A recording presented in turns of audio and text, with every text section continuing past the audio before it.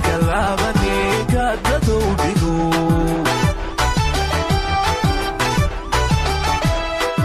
قمعي ورصاص صنعي وقتال قمعي ورصاص صنعي وقتال قسيقان كلامني كادتو بدو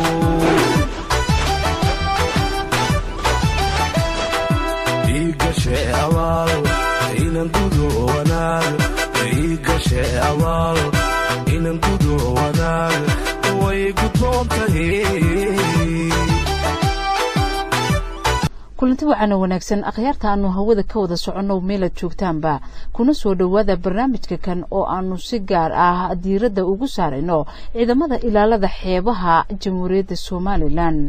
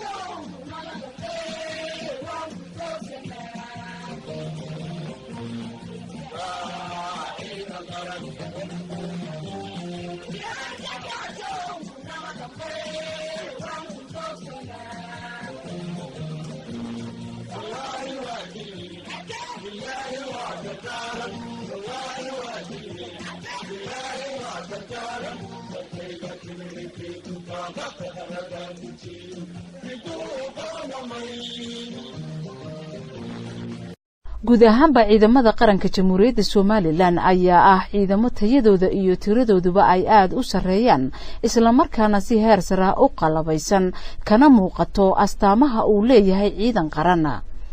ciidamadu waxa ay har iyo habeen kuleel iyo qabow xilli kasta oo la joogaba ay heegan ugu jiraan ilaalinta nabadgelyada badda iyo bariga iyo jiritaanka qarannimada dalkani Jamhuuriyadda Soomaaliland. كشكيان مرتدى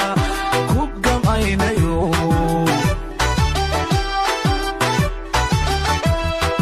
قال هياتكو قيسي ديدنو قيقو دنتيو كشكيان مرتدى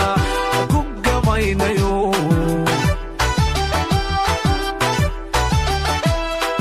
قمعيو رساس صنعيو قتال قمعيو رساس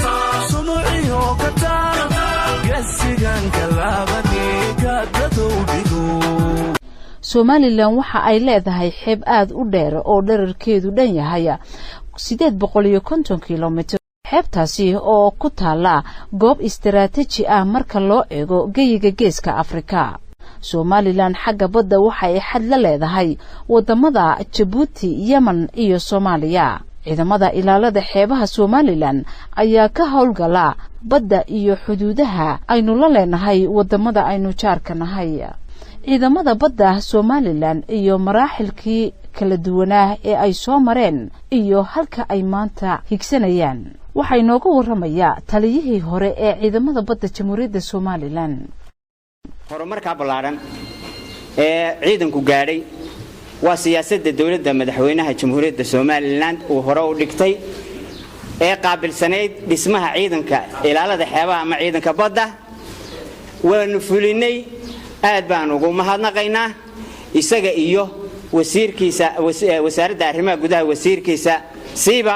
wasiirka arrimaha gudaha imika jooga Cali Maxamed Warcaran oo nala suurtageliyay in doonyaha hubka ah ee imika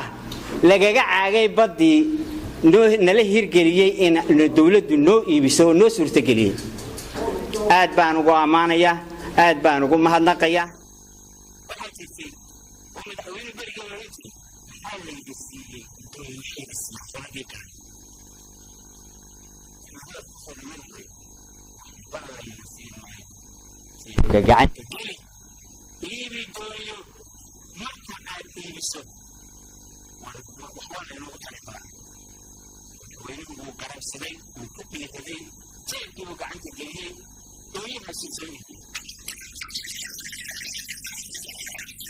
markuu soo iibiyey isaga kadib shacabka qurux badan oo qasilana halkan jooga ee nolol tirada maqsantay halkaa ku dhaqaaqay aboo af ayaa jira qarno way soo socdaan waxa weeyaan markaad qabsataaba wax lagugu daray markii dawyahaasi yimaadeen ajaanibkii ila caawinayay turku haysanay david gale maxaa ayna haysano tababarka iyo wixii loo wadin qaar badan baa qoladii yurub way ka mid baynayd inay ka keenteen dawladda cali maxamed carab cirkay ka soo dhaceen cirkaasay ka soo dhaceen xagee ka keenteen waa waxa weeyaan lama ogola waxa weeye waana lagu caawinayaa haddana wax qabadkaaga lama ogola de meesha doonaysa inaad gaadhin waa mahadsan madaxweynuhu wasiir xukuumaddu way mahadsan tahay aad baan u mahadinaya waan duceynayaa soo waxaan leeyahay Soomaaliland ha noolaato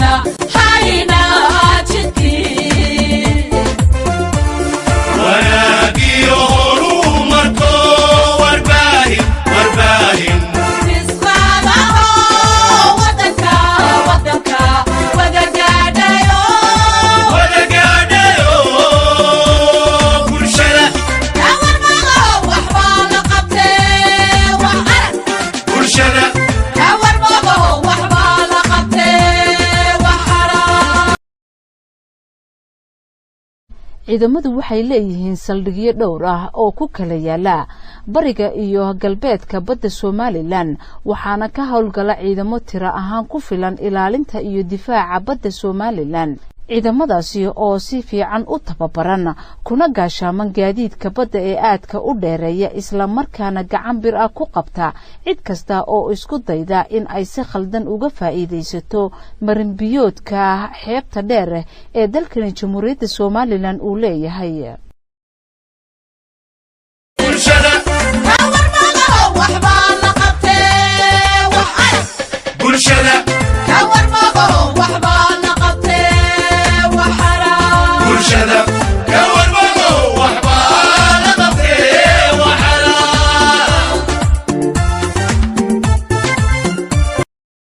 taliyaha guud ee ciidanka ilaalada xeebaha dalka Soomaaliland mudane Maxamed Xuseen Faarax Xiirane ayaa ka warbixiyay muddadii koobnayd ee uu joogay xafiiska waxyaabihii u qabsoomay iyo qorshayaasha waxqabad ee waqtiga dhow iyo waqtiga dheer badan bay leeyahay ciidanka baddu hawlgalka ciidanka badda iyo bariba ciidanka waa qayb qaata wuxuu kula la dagaalamaa wacbadeeda waxaa kaloo ciidanka badda la dagaalamaa tahriibta waxaa kaloo ula dagaalamaa kalluumaysiga anigilka shaqdarrada ilaalinta khayraadka dabiiciga ee badaha ku jira ilaalinta wasakheynta inaan lagu shubin muxuuha wasakheyn badda iyo waa shaqadeeda ilaalinta soonaha lamagalaanka iyo waxaa ciidanka badan baa ciidanka badda qabtaa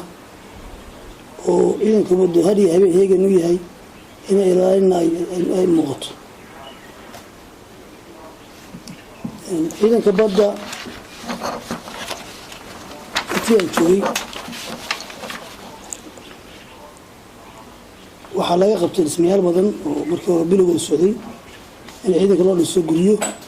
ay ka galaan dhaxanta ama qorraxda maadaama ay joogeen meelo kuleelaa markiina loo magacaabay ciidanka cusub aniga taliya-xigeenkayga waxaan markiiba tegay saylac aan soo ogaaday deegaanka ciidanka wuxuu ku sugan yahay muddana aan uga gudbay Jabuuti taasoo soo eegayay mataqaana sida dekeddaasi u shaqayso kadibna aan kusoo noqday ilaa lagu hayaa albaraa hadda wax noo dhiman maydh uma noo dhiman ilaa ka dhigo waqtigan intii muddo ah xagaaga jira awgeed aan la tegi karay qorshayga balaankee soo socda muddada dhow waxa weeye iyo muddada fog dhismaha taliska ciidanku male talis ciideed laakiin waxaa noo ballan qaaday qodan ingiriiska insha allahu dhowaan buu noo bilaabmi doonaa oo talis baad arki doontaa in taliska ciidanka baddu leeyahay insha allah dhismaha xafiis dhexe oo howlgelinta ciidanka operation center dhismaha dekada yaryar doonyaha ciidanka ku xidhaan si ay u yimaadaan markay u howlgalaan dhismaha hoose dhexe oo ciidanka dhinaca dayactirka in la habeeyo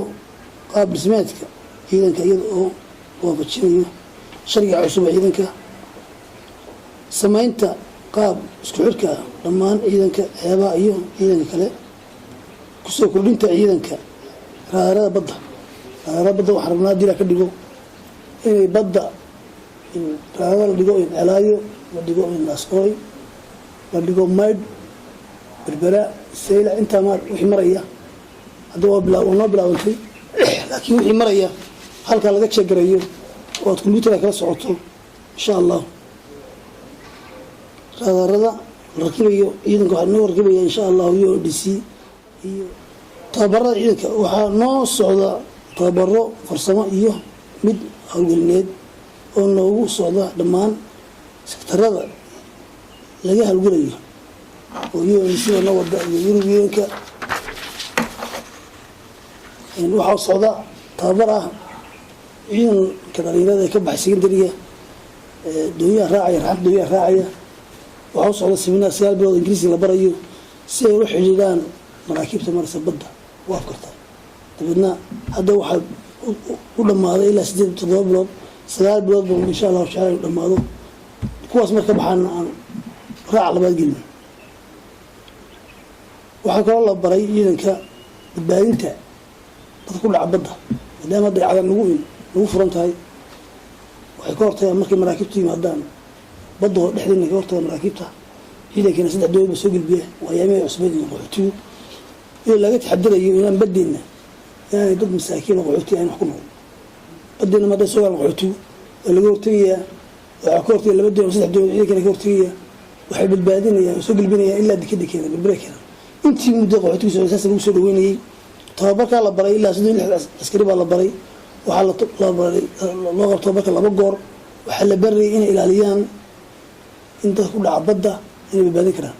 iyana iska badbaadin karaan dadka wax badbaadin karaan ilaahay badbaado leh. fighting-kana loo keenay waxaa loo keenay qalab casri ah. waxaa noo yaala gadoomiska.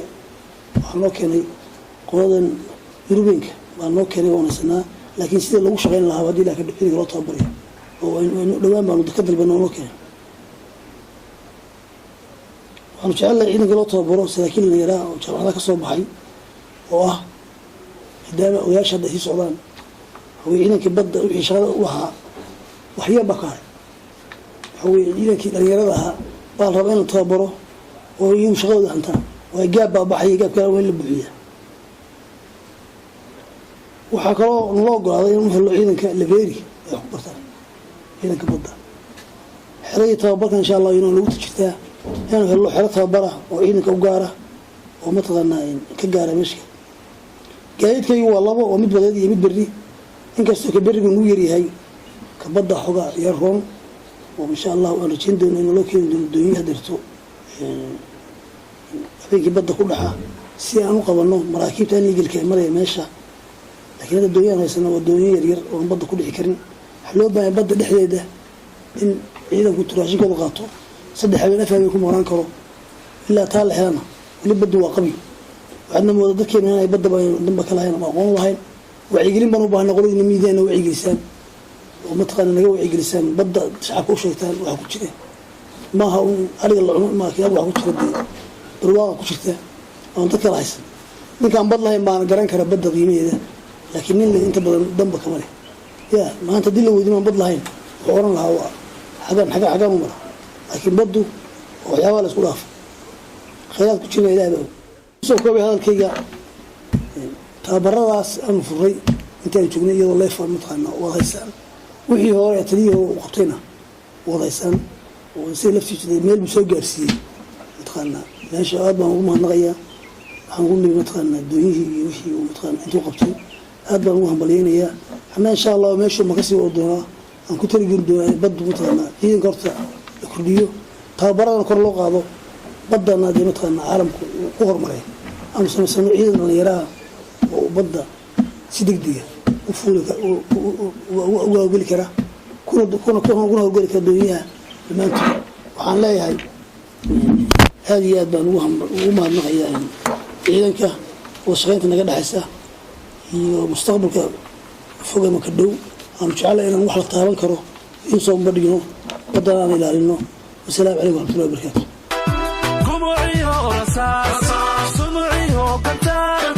قمعي ورصاص سمعي وقتال قسيقان كلابني كادتو ديقو ciidamada ilaalada xeebuhu waxa ay ka mid yihiin ciidamada Soomaaliland ee la aasaasay intii uu qarankana jiray waxaana muddadii uu ciidankana jiray ay sugeen ammaanka iyo nabadgelyada xeebta dheer ee Soomaaliland inkasta oo ay soo mareen duruufo kala duwan oo ay ka sinaayeen ciidamada kale ee Soomaaliland haddana waxa ay muujiyeen dadaal karti iyo wadaniyad ay ku dabooleen baahidii ka jirtay ammaanka xagga badda dhiirigelinta ciidamada ayaa ka mid ah ballanqaadadii xukuumadani ay qaaday ka hor doorashadii madaxtooyada kordhinta mushaharka iyo hirgelinta darajooyinka ciidanka bixinta darajada ayaa ah midda ugu muhiimsan ee madaxweyne Axmed Maxamed Maxamuud Siiraanyo uu shacabkiisa u ballan qaaday isla markaasina uu fuliyay kuna taxay saraakiisha darajooyinka ugu sareeya ee sareeya gaas sareeya guuto iyo gaashaanle sare taasi oo ahayd sharaf iyo karaamo iyo kala dambeyn ka maqnayd ciidamada qalabka sida ee qarankani Jamhuuriyadda Soomaaliland darajadu waxa ay keentaa rajo iyo higsi mustaqbal oo fog isla markaasina ay ku hamiyaan sidii ay ku gaari lahaayeen fikta ugu sareysa ee darajooyinka uu ciidan leeyahay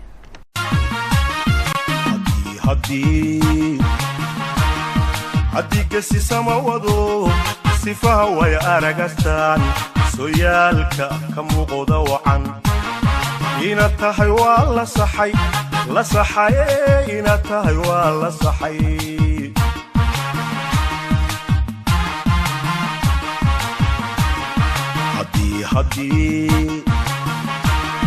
haddii gesi samawado sifaha way aragastaan sooyaalka ka muuqda wacan ina tahay waa la saxay ina tahay waa la saxay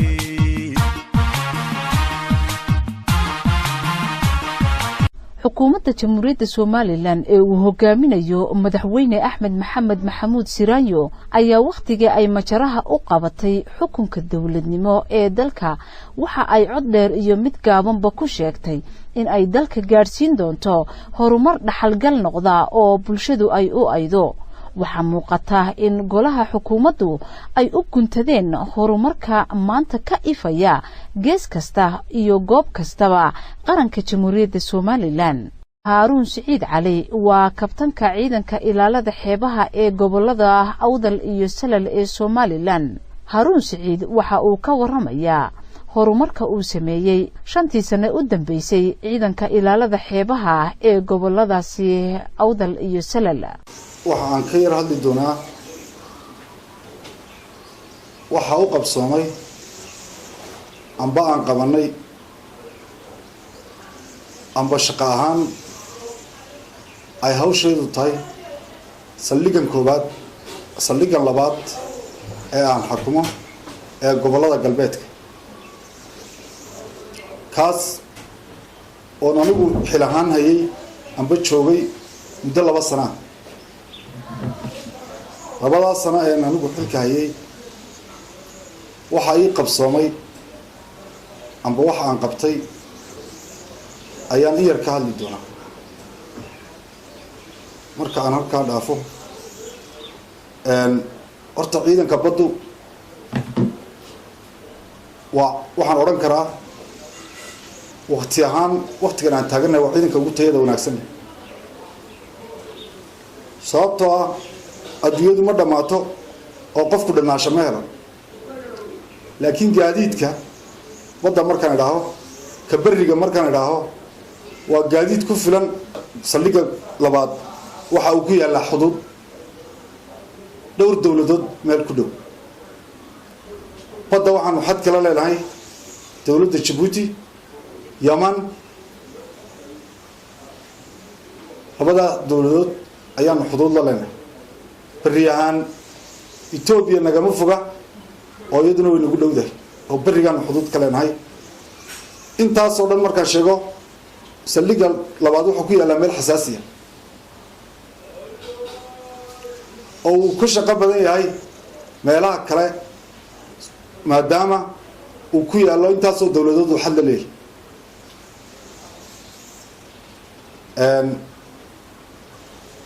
gaadiid ahaan markii hore ciidanka baddu waxa uu hoos tegi jiray intii marka laga tago inta la hoos keenay wasaaradda arrimaha gudaha wasaaradda wuxuu hoos tegi jiray gaashaandhigga markii gaashaandhigga hoos tegayey saldhigga halkani waxay ahayd bar markii wasaaradda arrimaha gudaha la hoos geeyey ayaa laga dhigay saldhig ciidankeeguna wuxuu ahaa ciidan yar 5 sano ayaa la tayeeyey ciidanka badda oo la xoojiyey markaas oo laga dhigay saldhig ahaan waxa uu xakumaa anigu waxaan hadda xukumaa gobollada Awdal iyo Sanaag inta ay xeeb leeyihiin kaas oo ay kala rugdaan gobolka Saaxil uu ku yaalla saldhigga koowaad waxaana ciidamadu ay kala degan yihiin Lowyacaddo marka laga soo dhigo bilaabo Lowyacaddo bar ilaalaha ku taala saylac waa heerka watarkii amba halkii laga maamulayay saldhiggii taliskii saldhigga waxaa ku xiga saka doonyaha oo iyadana ilaala joogto waxaa ku xiga Bulaqado oo ilaala joogto waxaa ku xiga Laan Cabaale oo ilaaladu iyaduna joogto waxaa ku xiga Lughaya oo bar ilaala oo talis u ah dhammaan marka laga tago marka laga bilaabo Bulaqado wixii galbari ka xiga ilaa la gaarayo Al-Sheekh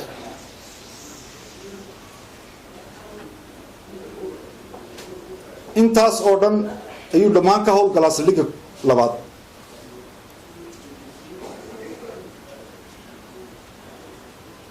waxqabadkiisuna ma yara oo markii hore xeebteenu maadaama ay dheer tahay waxaa jiray tahriib aada u fara badan oo dhibaato ku haysay ciidanka badda taas oo markii ay u tafaxayteen amba aan nidhi sidee lagu soo dabarjari karaa amba ay ku dhammaan kartaa tahriibtani aanu qaadanay in 2 bilood oo howlgala oon la kala joojin oo qof kasta meel kasta aanu u joogsano oo la mari karo gacan adagna aan saaro alxamdulilah rabbil caalamiin ilaahay wuu nagu guuleeyey gaadiidkii aan ka qabsanay amba aan ku soo qabanay tahriibta horena tiifiyada waa uga aragteen haddana waa kaa ay ku howlgalayaan ciidanka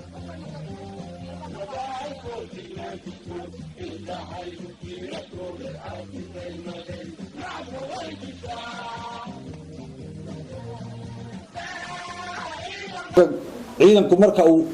laga yimaado waxqabadka badda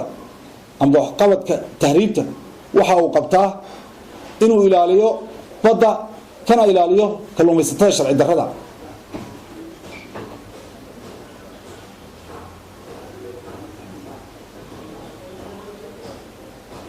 waxa aan la leenahay Yemen jaar aynu nahay ma dhuunyato meel kale amba kalluunka uma doonato meel kale haddii la waayo ciidanka badda amba uu ilaalin waayo badda waxaa imanaysa in ay xaaluf ku yimaado badda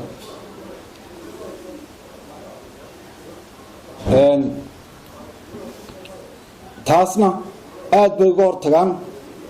oo u ilaaliyaan ciidanka badda iyagoo taa ka hortagaya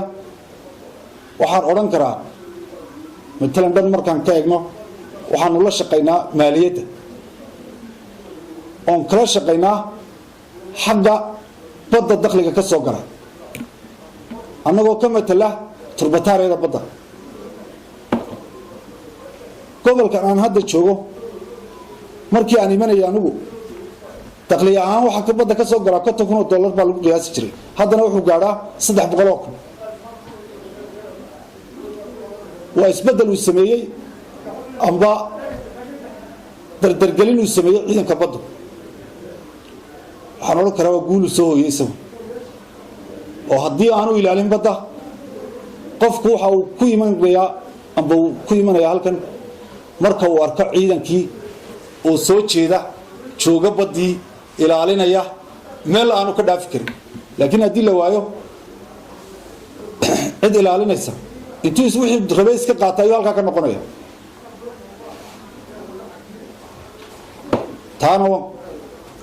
ciidanka baddu markaan ka hadlo saldhigan aad ayuu uga shaqeeyaa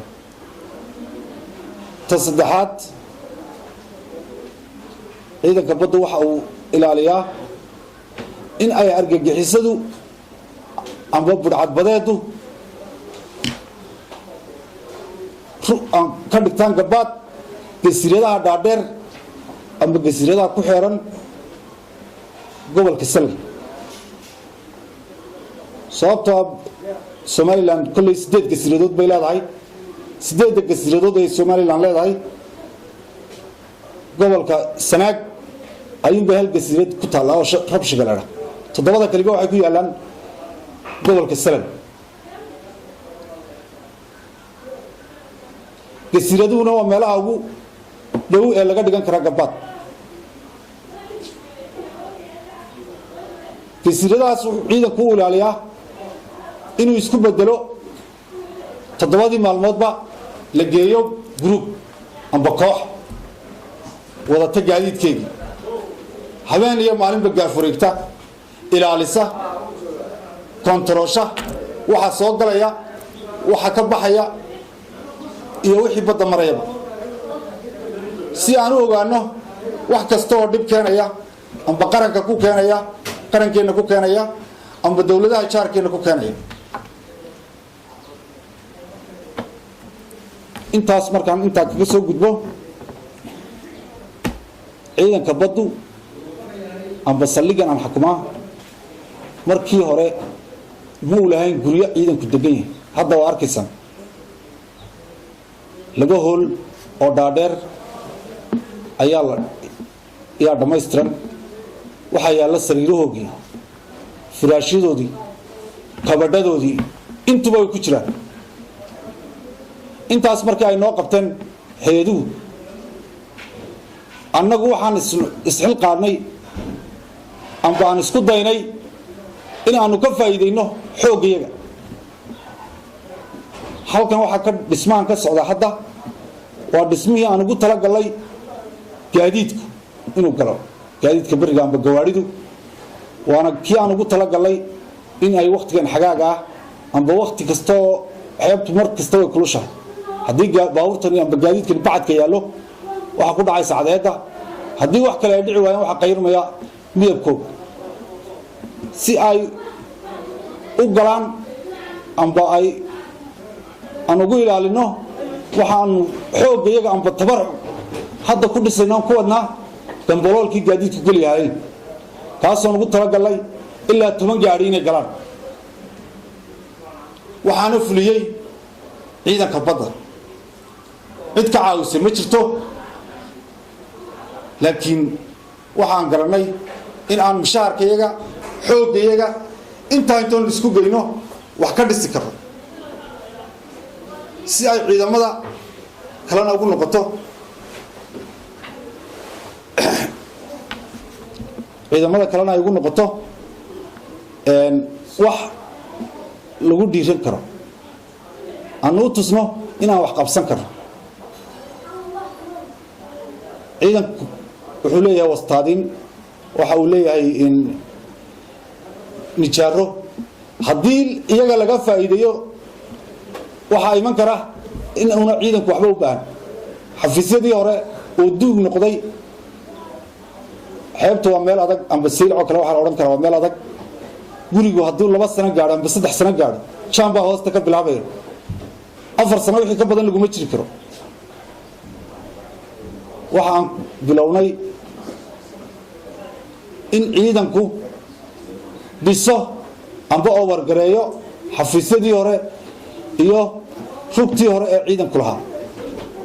haatan idinka arkaya waxaa ka dhiman nuuradii laakiin uu dhamaystiray intii kale cid ka caawisana ma jire waa xoogga ciidanka badda waxayna tusaynaa in kartidayadu aan wax qabsan karno naftayada iyo nafaha kaleba in ay ku jirto haddii loo dhaqaaqay in wax kasta la qaban karo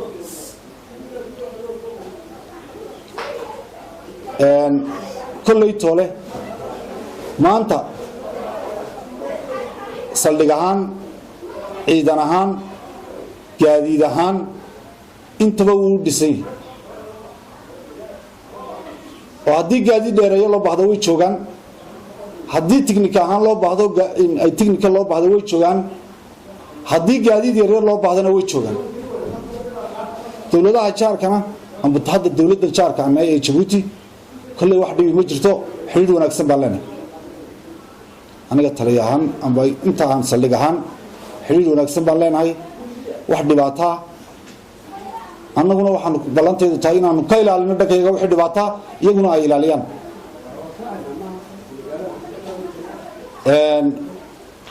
waxaana hadda noogu soo jira in aanu intaa in ka badan samayno libilaabno shaqada aan qabano gasiiradahan aan kormeeraa amba gasiiradahani waa gasiirada halkan aan joogno waxaa looga socdaa dhulka Yaman oo kale markaan idhaaho 3 saacadood ninka seelac ka dhaqaaqaa Yaman wuxuu socon karaa 3 saacadood xuduudana wuxuu kaga bixi karaa 2 saacadood iyo badh maadaama ay meeshu xasaasi tahay waxa ay noqonaysaa in habeen maalin subax galab uu ahaado heegan ciidanku badiyo bariba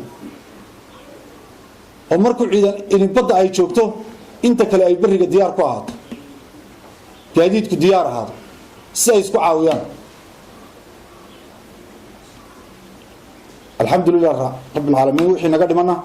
insha Allah waxaan rajaynaynaa inay waqtiyada soo socda noo qabsoomaan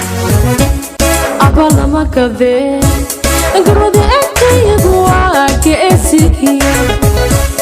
geygiya dadku markuu gomanaa nafta geedka iyo garka ugu xidho waxa ay gashay gabadhimaadu tahay u garanaya abalama kade garwada agtayadu waa geesigiya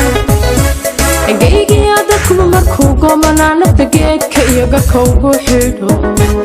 waxa ay gashay gabadhimaadu tahay u garanaya